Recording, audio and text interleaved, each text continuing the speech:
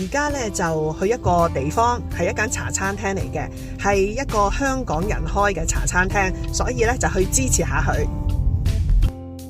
OK， 泊好架車，行嚟呢度。喺呢間啦，呢間啦，呢間，就係呢間老花鏡香港冰室啦。冰室咧就分兩層嘅，呢一度係地下嗰層，裝修咧保留翻咧普通嘅茶餐廳風格，亦都有好多香港嘅圖畫佈置。呢度係閣樓，亦都好多卡座嘅。呢一度咧係閣樓影翻落去嘅情況。呢一個咧係餐牌，香港一般嘅茶餐廳菜式咧呢一度都有嘅。呢度嘅港式奶茶啊、鴛鴦啊、檸茶啊都有嘅，熱飲咧就14蚊杯，凍飲就16蚊。呢一個就係佢哋嘅常餐啦。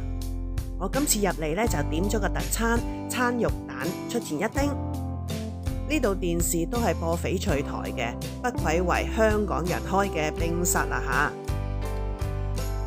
呢個滑蛋牛飯呢，上嗰陣時熱辣辣嘅，見唔見到啲煙啊？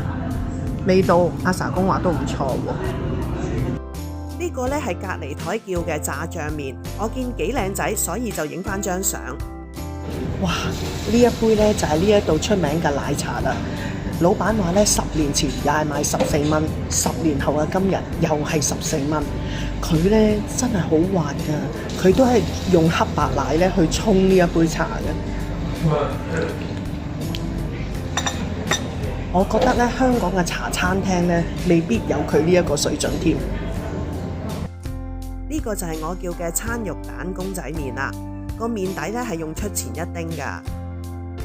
如果你有奶茶、鴛鴦出前一丁嘅思鄉病嘅話咧，我就建議你耐唔耐嚟呢一度解你相思之苦啦。今日嘅例湯雞骨草豬橫脷煲龍骨。呢碗湯冇味精㗎，真係多謝老闆呢，送碗咁靚嘅老火湯俾我飲，真係正。今日周老闆在場啊，做同沙公呢話當年。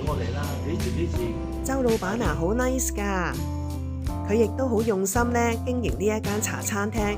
如果嚟肇慶嘅話，記住支持佢啊！